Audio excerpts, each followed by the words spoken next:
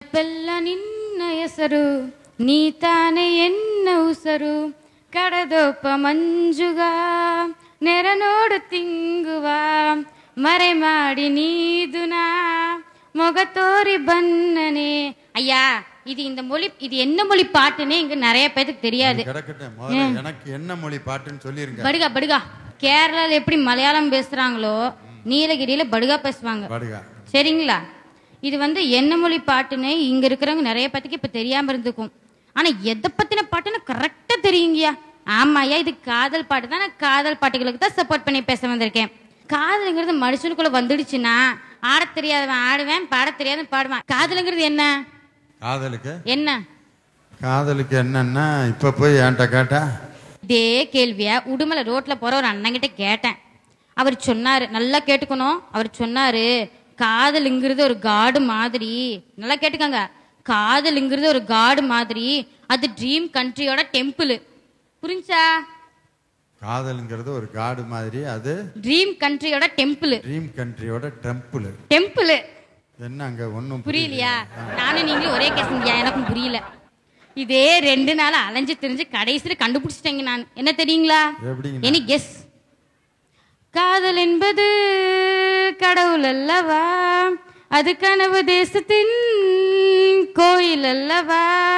புரிஞ்சுங்களா? ஐயா, நீங்க காதலிக்கிறப்ப உங்க காதலிய கண்ணே மணியே முத்தேன்னு வர்ணிச்சிருப்பீங்க. அதே மாதிரி அந்த காலத்துல இருந்து இந்த காலம் வர எங்க காதலர்கள் காதலிகளை எப்படி எல்லாம் வர்ணிக்கிறாங்க தெரியுங்களா?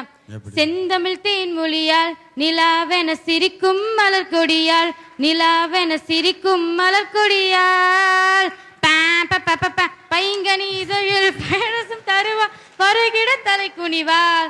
எப்படி இருக்கு எங்க காதல் பாட்டு? எனக்கு இப்ப ஒரு பெரிய சந்தேகம் வந்துருச்சு. வர்ணிச்சது சரி, அந்த இடையில ஒரு மியூசிக் பேக்ரவுண்டு போட்டாங்க பார்த்தீங்களா? செந்தமிழ் தேன்மொழிகால் நிலாவென சிரிக்கும் மலர் கொடிகால், நிலாவென சிரிக்கும் மலர் கொடிகால். அப்படின்னா என்ன அர்த்தம்னா, அந்த பிள்ளைய எவ்வளவு வர்ணிச்சவன் கடைசிக்கு பிபி ஊதிக்கிட்டு தான் ரோட்ல உட்காந்துருப்பான்னு அர்த்தம். அந்த சொல்லாம சொல்லுது இந்த சின்ன பிள்ளை, நீங்க நம்பிராதீங்க.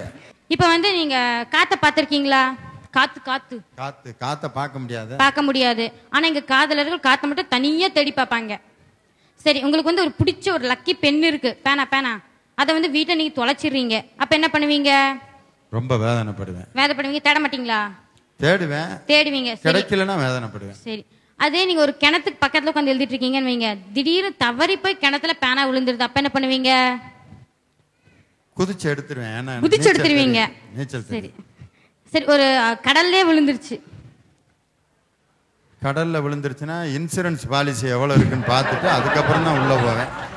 ஆனா எங்க காதலர்கள் இருக்காங்களே, ஒரே ஒரு துளிங்கய்யா, அது கடலுக்குள்ள விழுந்துச்சாம அது எங்கன்னு தேடுறாங்க. எப்படி தெரியுங்களா?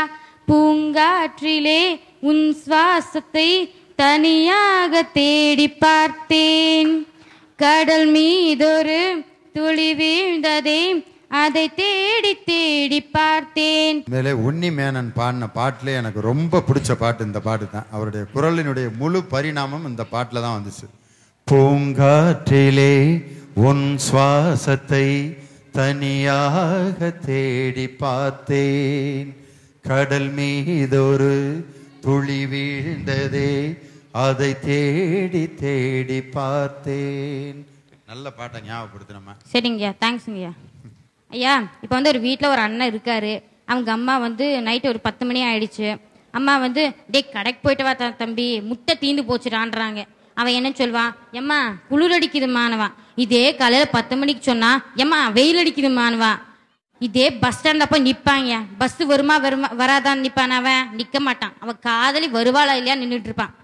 அது அங்க வெயில் அடிக்கும் மழை அடிக்கும், ஏன் சுனாமியே வந்தாலும் அதை ஒன்னும் பண்ணாத நின்றுட்டே இருப்பான். இரவா பகலா குளிரா வெயிலா என்னை ஒன்றும் செய்யாதடி, கடலா புயலா இடியா மழையா என்னை ஒன்றும் செய்யாதடி.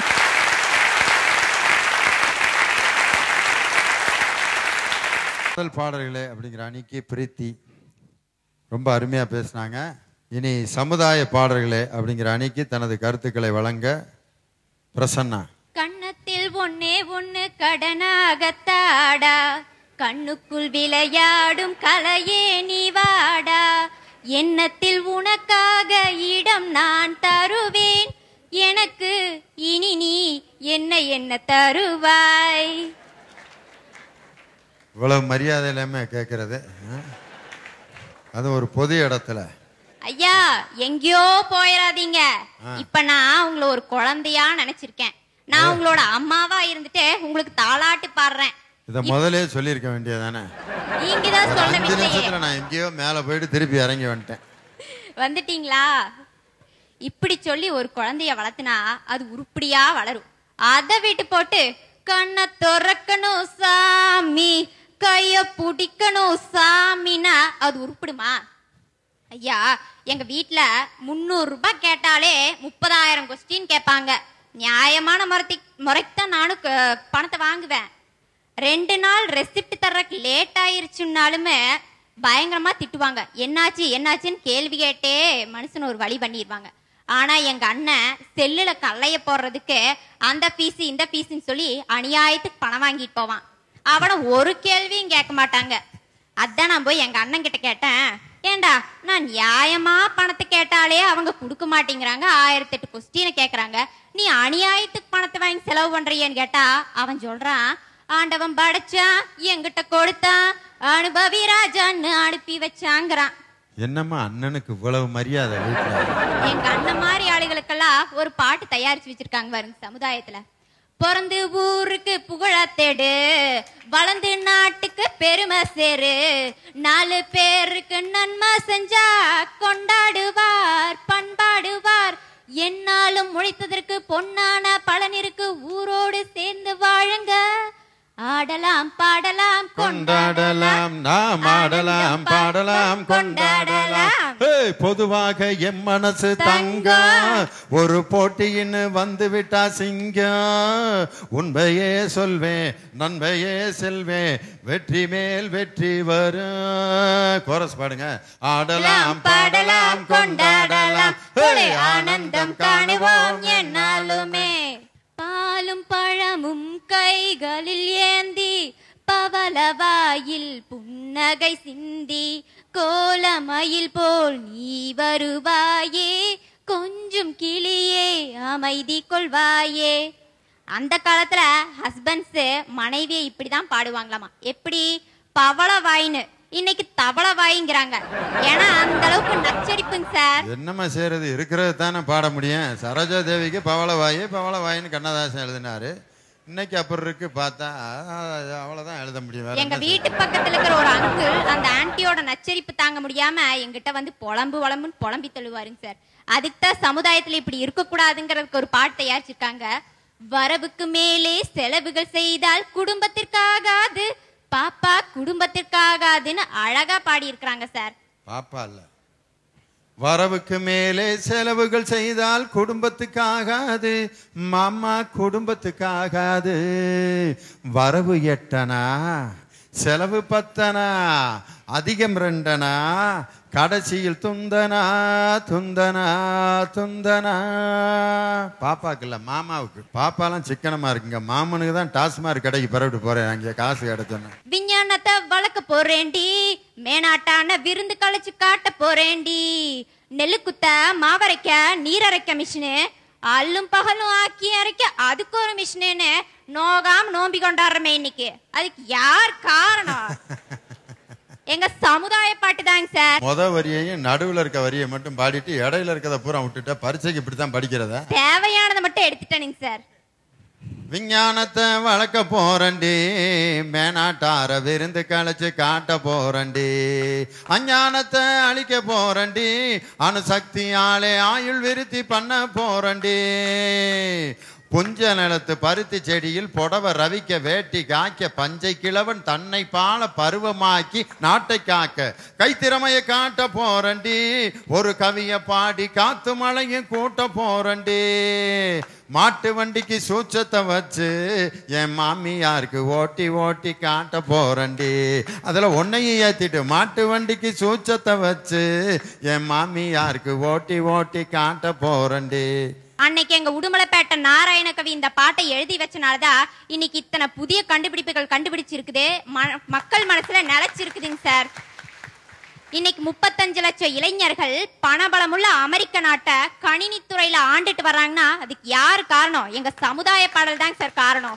எனவே நடுவர் அவர்களே, இன்னைக்கும் அன்னைக்கும் என்னைக்குமே சமுதாய பாடல்கள் தான் மக்கள் மனசுல நிலைச்சு நிக்கணும். அதுதான் நம்ம வளர்ச்சிக்கும் நம்ம நாட்டினுடைய வளர்ச்சிக்கும் நல்லது.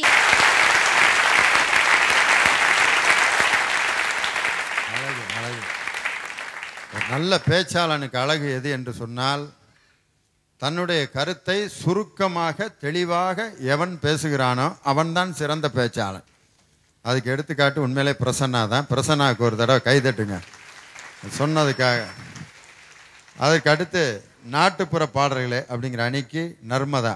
நாட்டுப்புற பாட்டு ஒண்ணு நான் படிக்கிற கேளு மச்சான், ஏட்டு சொர காயும் இல்ல பாட்ட நல்லா பாடி வச்சான். இந்த வீட்டு கதவையும் தட்டும் எந்த நாட்டுக்குள்ளையும் எட்டும், எந்த வீட்டு கதவையும் தட்டும் எந்த நாட்டுக்குள்ளையும் எட்டும். ஆமாங்க, நாட்டுப்புற பாட்டை பத்தி தான் பேச வந்திருக்கிறேன். ஐயா, உங்களுக்கு இந்தியாவோட முதுகெலும்பு எதுன்னு தெரியுமா? இந்தியாவோட முதுகெலும்பா? விவசாயி. கிராமியம். அந்த கிராமியன் மட்டும் ஒண்ணு இல்லைன்னு வையுங்க, இன்னைக்கு உலகத்துல பல பேரு இந்தியா எங்க இருக்குதுன்னு வரைபடத்துல தேடிக்கிட்டு இருந்திருப்பாங்க. ஐயா, முதுகெலும்புன்னு ஒண்ணு இல்லைன்னா நீங்க எங்க நின்று பேசிக்கிட்டு இருந்திருக்க முடியுமா? இது வேறயா? இதை நான் செக்கப்பா பண்ண முடியும், முதுகெலும்பை கழட்டி வச்சுட்டு வந்து பேச முடியுமா முடியாதான்னு பார்க்க முடியாது. முதுகெலும்பு இருந்தா தான் மனுஷன் நேரா நிக்க முடியும். அது மாதிரி தாங்கய்யா பாடல்கள்ல கிராமிய பாட்டுங்கிற ஒரு முதுகெலும்பு மட்டும் இல்லைன்னு வையுங்க, இன்னைக்கு தத்துவம் சமுதாயம் காதல்னு இத்தனை பாட்டுக எதிர்த்து நின்று பேசிக்கிட்டு இருக்க முடியாது. சொல்றாருல ஒரு படத்துல, நாத்து நடுறது அவா, களை எடுக்கிறது அவா, விதை விதைக்கிறது அவா, உரம் போடுறது அவா, எல்லாம் அவா. அவா இல்லாட்டி ஏதுரா உனக்கு பூவா அப்படிம்பா. ஐயா, இப்ப எல்லாம் எங்காவது ஒரு பிள்ளையை பார்த்தோம்னு வைங்க, அதுக்கு கல்யாணம் ஆயிருக்குதா ஆகலையானே தெரிஞ்சுக்க முடியறது இல்ல. ஏங்குறீங்களா? இந்த கழுத்துல மஞ்ச கயிறுன்னு பெரும்பாலான பிள்ளை போறதே இல்ல. கேட்டா சொல்றாங்க, காலம் எப்படின்னா தாலியத்தான் கட்டி கிட்டு பெத்து கலாமா, இல்ல புள்ள குட்டி பெத்து கிட்டு கட்டி கலாமா. பாருங்க காலம் எப்படி போயிட்டு இருக்குதுன்னு. ஆனா கிராமியத்துல சொல்றாங்க பாருங்களேன், ஏன் சொத்து பூரம் தாரேன், சாவி கொத்துங்க இல்ல தாரேன், 10:30 மணிக்கு மேல நீ வெத்தல காட்டுக்கு வாடி, உன் சொத்து சுகம் வேண்டாம் என் புத்தி கெட்ட மாமா, மஞ்ச தாலி போதும் உன் மடியல நான் வாரேன்.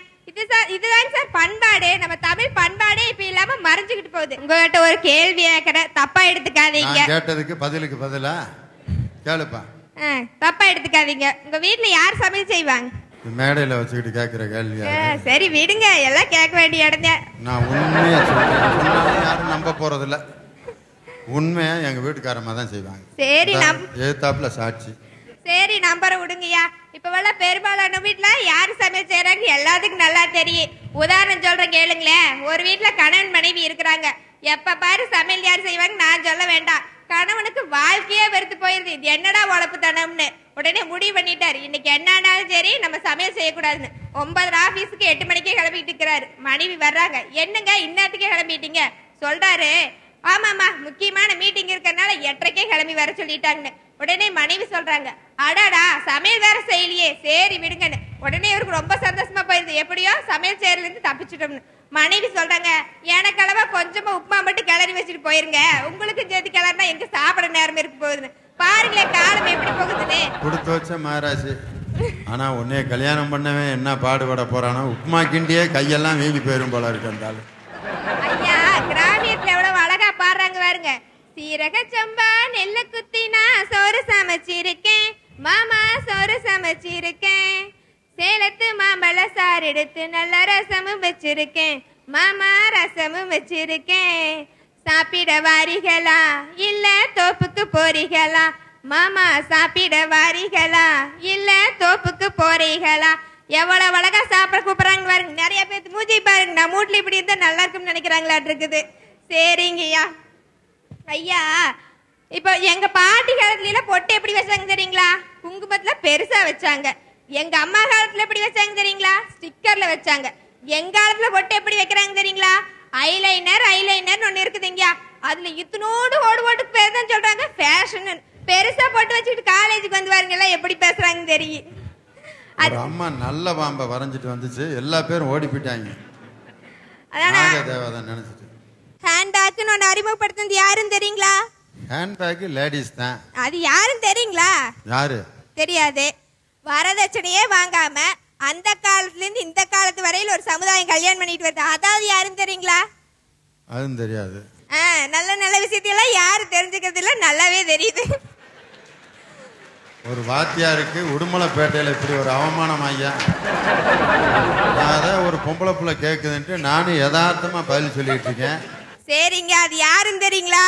கிராமியத்துல இருக்கிற அந்த குறவங்குறத்தி தாங்க ஐயா. எவ்வளவு அழகா பாடுறாங்க பாருங்களேன். நரி கொம்பு வித்தாலும் விப்போமுங்க, ஆனா நரி போல வஞ்சனைகள் செய்ய மாட்டோம். ஊசி மணி பாசி மணி விப்போமுங்க, ஆனா காசுக்காக மானத்தையே விற்க மாட்டோம். எவ்வளவு ஒரு உயர்ந்த பண்பாடு அவங்க இருக்குதுன்னு பாருங்கயா. இந்த பண்பாடு யாருக்கிட்டாவது இருக்குதா? இப்பவெல்லாம் 100 ரூபாய் நகை ஓட்டு ஒரு கார் கொடுத்தா தான் கல்யாணம் பண்ணுன்னு சொல்றாங்க. அப்படி போயிடுச்சு நம்ம காலம். இதுல இருந்து என்ன தெரியுது? கிராமிய பாடல்கிறது ஒரு திகட்டாத தேனு. என்னைக்குமே மக்கள் மனசுல அதுதான் நினைச்சிருக்கும். கிராமிய பாடல்கிறது ஒரு இமயமலை. அது மேல தெரியாம காதல், தத்துவ, சமுதாயம் சிறு சிறு மலை சிறு சிறு முட்டைகளா மோத வந்துருச்சு. மன்னிச்சுடுறாங்க. கடைசிக்கு அந்த நரிக்குறவர்களுடைய பாட்டோட வந்து முடிச்சாங்க. நரிக்குறவர்கள் பாட்டு நிறைய திரைப்படத்தில் வந்திருக்கு. இது ஒரு ஜாதி பேரை சொல்றேன்னு யாரும் கோச்சுக்கிற கூடாது. அந்த வரியை சொன்னா தான் அவங்க யாருங்கிறத நம்மளை புரிய வைக்க முடியும். அருமையா சொன்னாங்க. நரிக்கொம்பு வித்தாலும் விற்போமுங்க, ஆனா நரி போல வஞ்சனைகள் செய்ய மாட்டோம். பாசிமணி ஊசி எல்லாம் விற்போமுங்க, ஆனா காசுக்காக மானத்தை விற்க மாட்டோம். படியரிசி கிடைக்கிற காலத்திலே நாங்க படியேறி பிச்சை கேட்க போவதில்லை. குடிசையெல்லாம் வீடாக நேரத்திலே நாங்க எதுவும் எப்பவும் இங்கு நடப்பதில்லை. நாங்க புதுசா அப்படின்னு சொல்லி என்ன அழகான நாட்டின் அரசின் திட்டங்களை அவங்களுடைய குணாதிசயங்கள்ல ஒரு நாட்டுப்புற பாட்டில் சொல்லியா. குறத்தி மகன்னே ஒரு படம் வந்துச்சு. அதில் சுருளிராஜன், ஓயக்க தேவர்லாம் குறவைங்களாம் நடிப்பாங்க. என்ன நடிப்புங்கிறீங்க. சுருளிராஜன் தான் அதில் மெயின் தலைவர். என்ன மலைக்கோட்டே மலைக்கோட்டே பள்ளிக்கூடத்துக்கு போக சொன்னாங்க, போனோம். படிக்க சொன்னாங்க, படித்தோம். சாப்பிட சொன்னாங்க, சாப்பிட்டோம். குளிக்க சொல்கிறானுங்கப்பா, எப்படிப்பா குளிக்கிறது அப்படிமா. ஒரு சாதாரண விட்டு இந்த மாதிரி சர்வசாதாரணமான ஒரு செய்திகளை எல்லாம் சமுதாய பாடல்களை தான் சொல்ல முடியும்னு சொல்லி ரொம்ப அருமையாக பேசினாங்க.